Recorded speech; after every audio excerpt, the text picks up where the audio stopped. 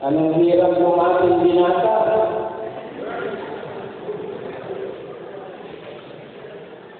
Si Gayon ay anak ni Gayon. Pero ang maganda sa bandang uli, napakalinaw.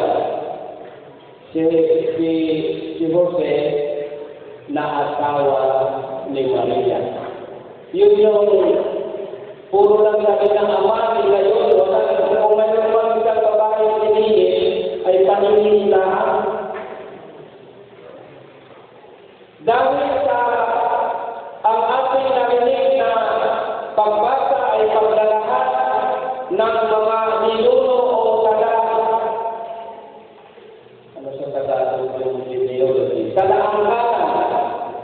Tama po ba yun, ma'am? Talaan-talan, yung kanilang lahi. Mayroon pong nagkitang tatlong mga magkakaibigan. Sina Noel, Nino, at Tuto. Sino pong magkakaibigan? Noel, Nino, at Tuto. Sila po ay may mga asawa at pare-parehong buntes ang asawa sa panganay. Nagkita-kita sila doon sa unahan ng simbahan. Nag-iistoryanan. O Noel, kumusta ka? Ang sabi ni Nino. Ay ito, sabi ni Nino ay okay naman. Ang sabi ni Noel. O ito, Tuto, kumusta ka? Ay ito, buntis ang aking asawa. Ako rin. Buntis ang aking asawa, sabi ni Noel. Ang sabi naman ni Nino, buntis rin ang aking asawa. Ganun ba? Paano kami? Kung mag-anak yun, ikaw Noel. Kung mag-anak ang iyong asawa, ano ang ipapangalan mo? Ang sabi ni Noel ay ang ipapangalan ko sa ating magiging anak kong lalaki ay Leon. Bakit naman Leon? Dahil ito ang kabalitaran ng ating pangalan, Noel. Di ba? Ay ikaw naman ninyo, ano naman ang pangalan ng iyong anak? Kung lalaki ang iyong anak, ay di kung kabalitaran ng pag-uusapan ay di okay na lang, okay. Ikaw naman, Tuto, sabi ako, sa kayo mag-usap, nagagaling naman doon. Kayo na lang. Kasi kung babalitaran, ang pangalan ni Tuto ay Tuto. Ay Tuto, nakakanya naman na maglalagay ka sa talaan ng atin ninyo na, Tuto, okay na lang.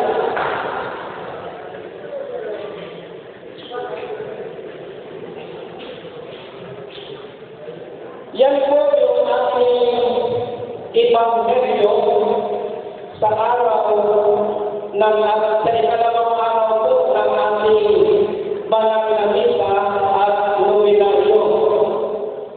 Para sa ating Pasko o pagsilang ng ating Panginoong Jesus.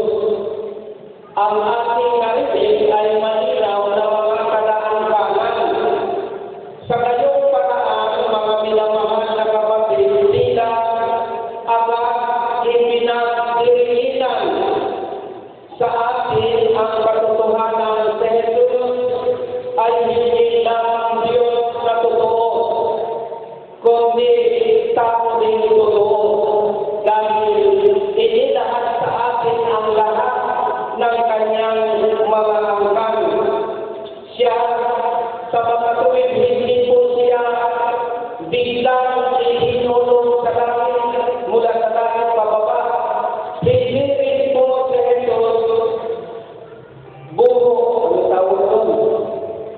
Hindi rin siya dahil lamang sa kawayan. Hindi siya bukok sa buho. Siya po ay tao ng tao. Bagamat siya ito ay Diyos. Ang gusto lamang iparating doon sa ating narinig na talakaran niya, ang Diyos ay 100% Diyos. Hindi po 50% Diyos, hindi rin 50% tao. Ang pinapakita doon sa ating narinig na pagbasa ay siya ay 100% Diyos, 100% tao. Yun yung ipinapahiwatig ng ating pagbasa. Pero huwag na natin paniwalain pa. Sa halip, ating pong pagnilayan kung ano ang sinasabi nito sa ating sa kasalukuyang panahon.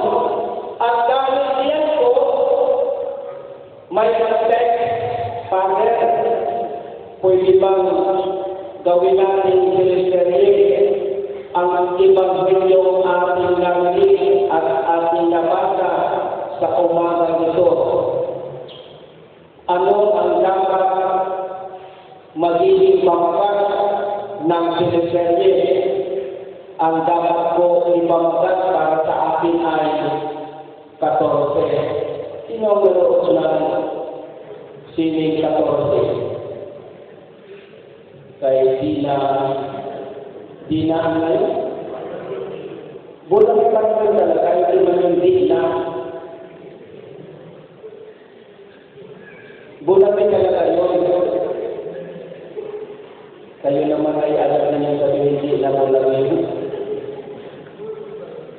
Bulang pa rin yun. Yun sila ay may pinikulang 14. Ayon kay San Mateo sa ating pong narinig, ilang generasyon daw mula kay Abraham hanggang kay Haring David. Ang sagot doon sa ating binasa, 14. Mula naman doon sa ibaba kay Abraham, 14 din. At doon naman sa ibaba, 14 din. Ganyan kalayo. At mula sa pagkakatapos sa pamilya hanggang kay Kristo, 14. Ilang 14 po yun? 3, 14. Ang 14 po ay mayroong dalawang, anong hina sa matematiko? Ang 14 ay mayroong dalawang 7, dalawang 7. At ang 14 ay ilan? 42. Mga mahusay galing sa buwan. Espanyol. 42. At ang 42 ay atin na 7. Gusto ko lang kayong isinin. Ulit. Ang tatlong 14 ay ilan? Ang 14 ay dalawa. Yan.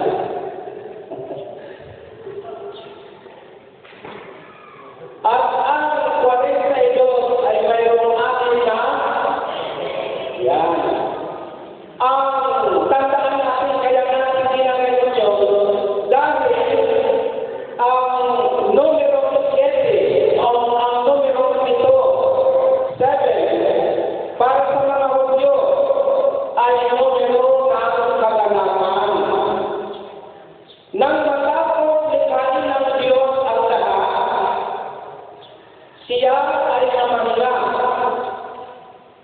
Matapos likhain ng lahat, siya po ay namangga noong ikapitong araw. O yan, tandaan natin na pagkaganda. 14, naging 42, at ang tatlong 40, ang 42 ay naging 6 na 7, at ang 7 ay ang kaganapan. At ito rin po, ang 7 ay nagpahinga ang ating Panginoon, at ito ang tawag nito ay ikapitong araw ng Sabat. At tuwing ikapitong taon ay taon ang tinatawag na Jubileo. Alam mo yan, Sir Jinggoy, kasi nadaan yan sa seminaryo. At ang Jubileo ito ay ginagawa ng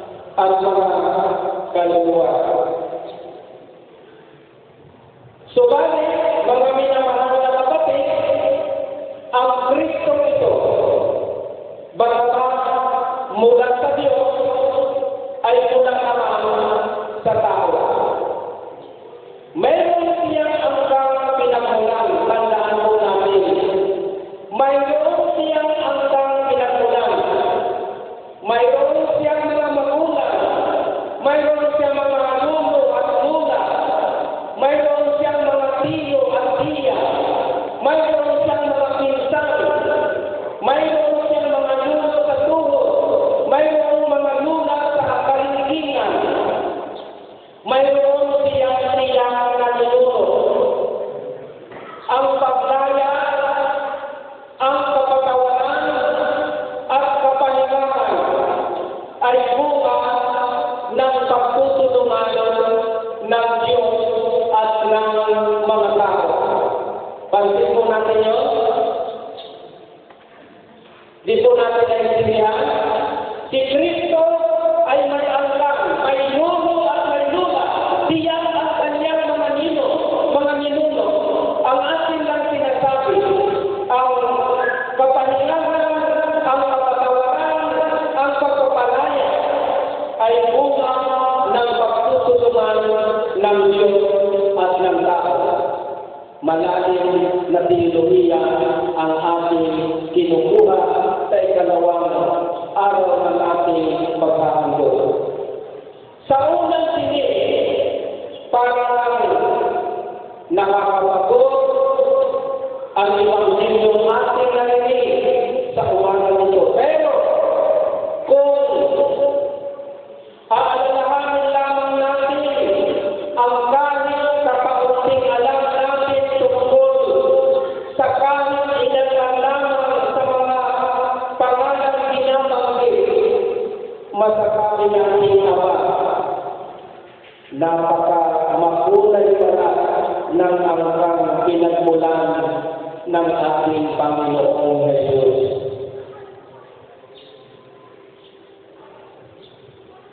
Sapagkat ang angkan niya ay binubuo ito ng mga banal at ang angkan ni Jesus ay binubuo ng mga makasalanan.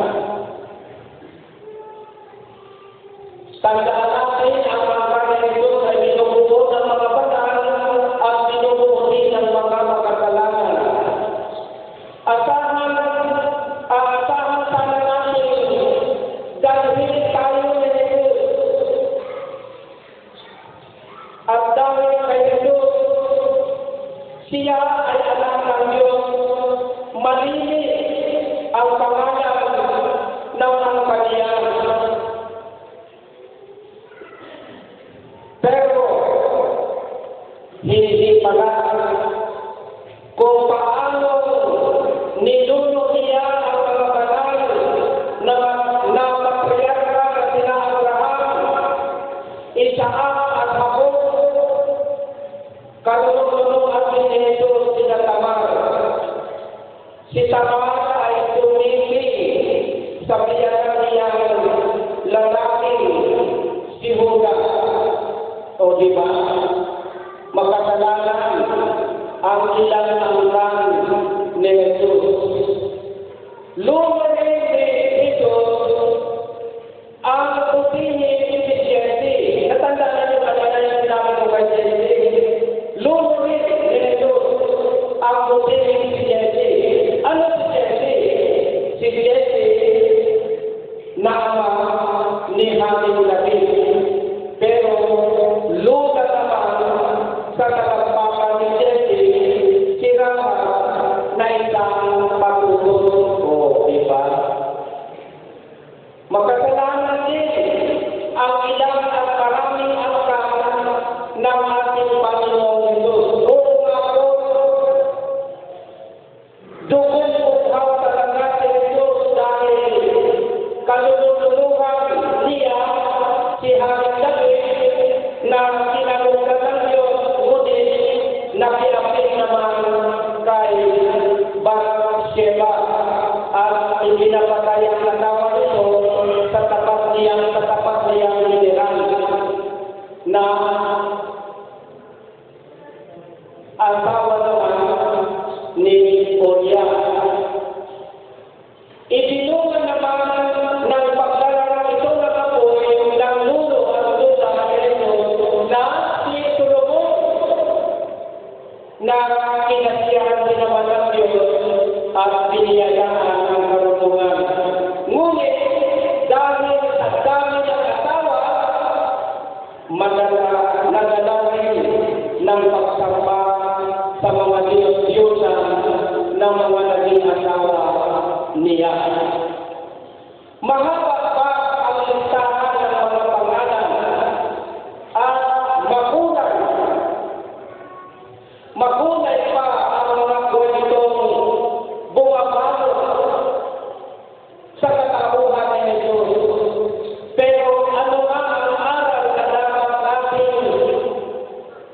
baunin, ano ba ang aral na dapat natin isabuhay mula sa katotohanan ito ng kalakaran ng ating Panginoong Jesus. Una, hindi totoong burin ang Ebanghelyong ating narinig. Tandaan natin, hindi totoong ito ay isang malamig na listahan lang ng mga word na pangalan. Ang mga tao sa likod ng mga pangalan na narinig natin ang mismong mabuting balita. Yan po ang ating pakatandaan. Yan po mismo ang mabuting balita sapagkat sila ang patutuo ng awa at kapangyarihan ng Diyos na hindi kayang hadlangan o tuluyang wasakin ng kasalanan ng tao. Bagamat may mga kahinaan, may mga kapintasan, may mga pagkakamali, gaya ng sino man ang lahat ng tao, nagiglaan pa rin ang mga ninuno ni Jesus para matupad ang pangako ng Diyos sa buong isang katawan. Maging ang kanya Jesus ay hindi po perfecto. Hindi po sila perfect na tao. At naniniwala ako sinabi ito ng Diyos sa gitna ng ating maliliit at maging malalaking mga pagkakamali o pagkakasala. Hindi tayo dapat mawalan ng pag-asa, hindi tayo dapat mawalan ng lakas ng loob na bumangon, dala ang mga aral ng ating mga pagkakamali at mga pagkakasala. Patuloy dapat tayo sa buhay. Ang mahalaga ay maging laging bukas ang ating kalooban sa pagkilos ng Diyos sa ating buhay at isabuhay ang mabuti. Ang ikalawa po, hindi po tandaan natin, hindi po nagmamadali ang Diyos. Ang tagal kaya ng 42 na henerasyon bago isilang si Jesus. Kung gayon na lamang kahalaga ang pagsilang ni Jesus. At tandaan natin, 42 na henerasyon ang dumaan. Sana nagmadali na lamang ang Diyos. Tinapos sa kanya ang pagsiligtas sa atin. Pero ang Diyos, tandaan po natin, ay hindi tulad natin laging nagmamadali katulad ng iba niyan. Gustong magsimba ng madaling araw, nagmamadali naman kasi babalik na naman sa higaan. Basta kapang masabi lang na nakapunta siya sa Misa di Gallo at parang sasabihin lang niya na ako'y walang misis. Napakahalaga para sa Diyos ang paghihintay. Iyan ang kanyang laging ikinikiit at ikinagdiriginan. Maging Diyos ay naghintay ayon sa sulat ng mga taga-Hebreo. Hinintay niya ang kaganapan ng panahon bago niya isinugo ang kanyang sarili buktong na anak. Ibig po sabihin, ayaw ng Diyos ang hinog sa pilit mapakla. Hindi niya isilo ang matuloy lamang kahit ipinapilitan nito. Marunong siya sumunod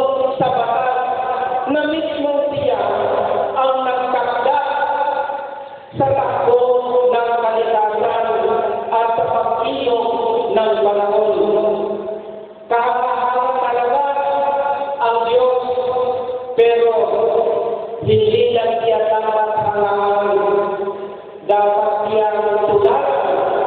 At sa pagtulad natin po sa Kanya, mahalagang leksyon ang pag-unawa sa karunungan at ng paghihintay at paggalang sa batas ng kaligtasan.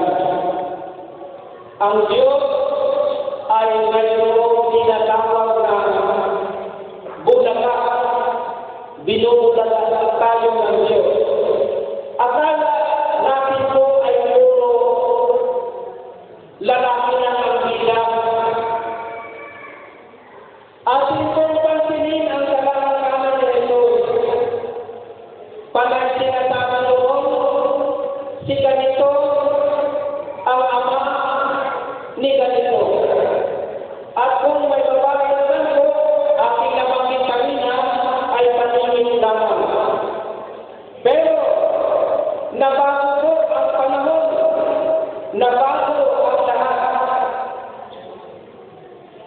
Sa halip, pagdating kay Jose, sinabi niya, si Jose, hindi po niya sinabi si Jose, ang ama ni Jesus, pagkut ang sabi niya, si Jose, ang asawa ni Maria, na ama naman ni Jesus.